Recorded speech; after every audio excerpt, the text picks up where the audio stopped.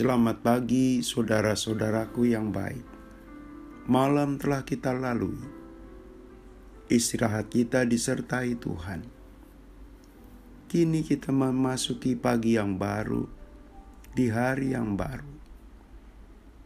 Mari kita mensyukuri cinta kasih Tuhan yang telah hadir di hari baru. Firman Tuhan yang kita renungkan, Kitab Roma 12 ayat 21.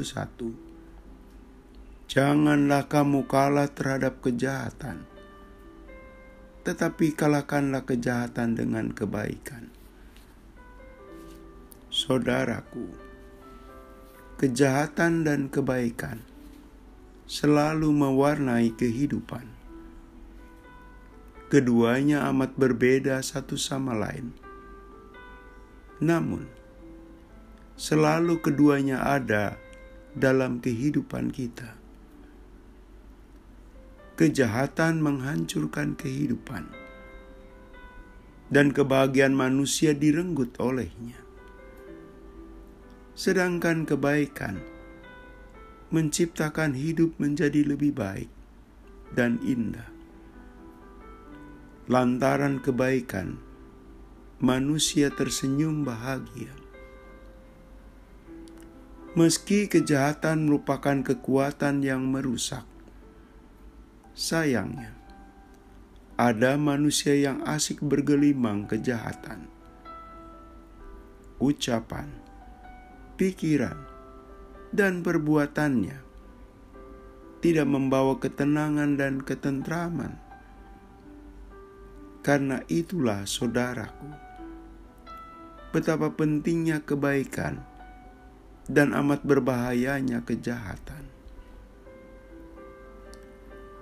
Orang-orang Kristen di kota Roma mendapat panggilan mulia, yaitu agar kejahatan tidak menjadi perilaku mereka.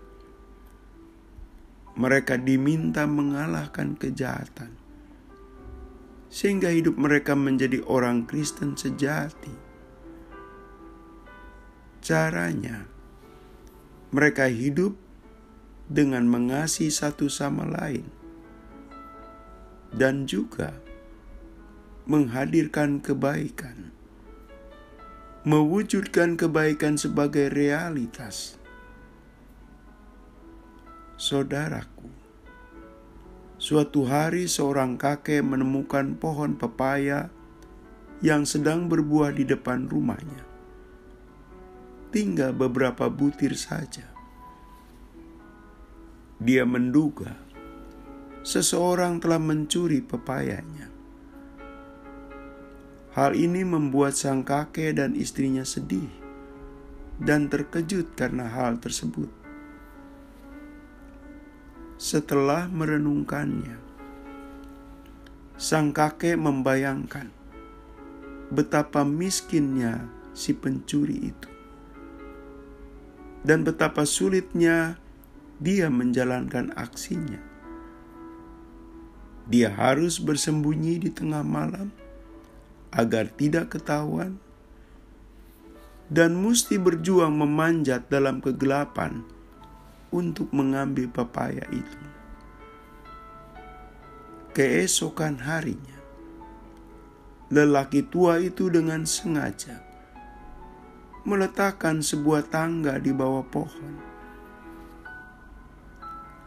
Hal itu dilakukan sengaja agar jika si pencuri akan mengambil lagi pepayanya, dia tidak kesulitan. Ternyata esoknya sang kakek masih menemukan buah pepaya masih ada. Tangga tidak bergeser sedikit pun. Sang kakek mencoba bersabar dan ingin pencuri itu kembali lagi seperti malam sebelumnya. Tapi tetap saja buah pepaya itu masih ada. Pada suatu sore, seorang pemuda mengunjungi rumah sang kakek. sambil membawa beberapa butir pepaya yang besar di tangannya. Sang kakek belum pernah melihat orang muda itu sebelumnya. Setelah melakukan percakapan, pemuda lalu berpamitan. Saat itulah pemuda itu mengaku telah mencuri pepaya sang kakek dan menyatakan penyesalannya.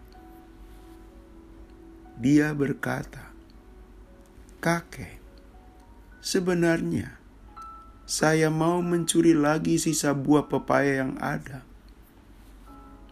Namun, ketika saya melihat tangga, saya terkesan dengan kebaikan pemilik pohon, dengan keramahan dan kesabarannya.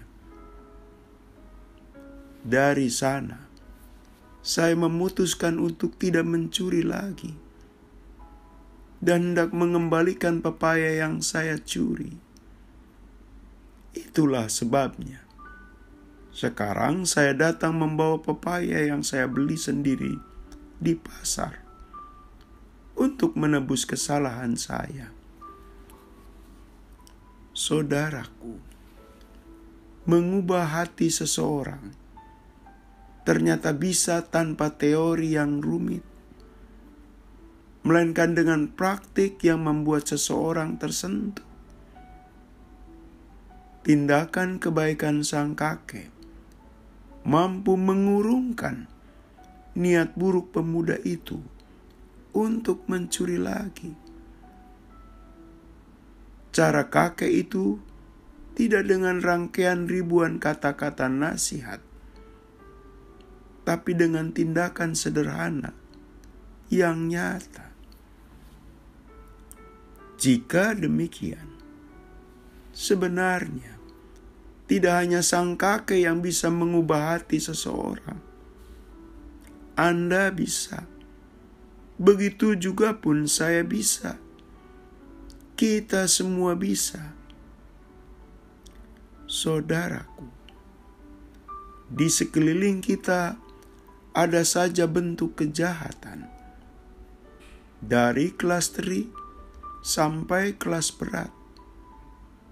Kita harus menghindarinya, sekaligus juga menangkalnya dengan menghadirkan beragam kebaikan. Kebaikan yang nampaknya kecil, hingga kebaikan yang efeknya besar. Jika kita tidak mengalahkan kejahatan, maka kejahatan itu akan merajalela menguasai kehidupan dengan kekuatan destruktifnya.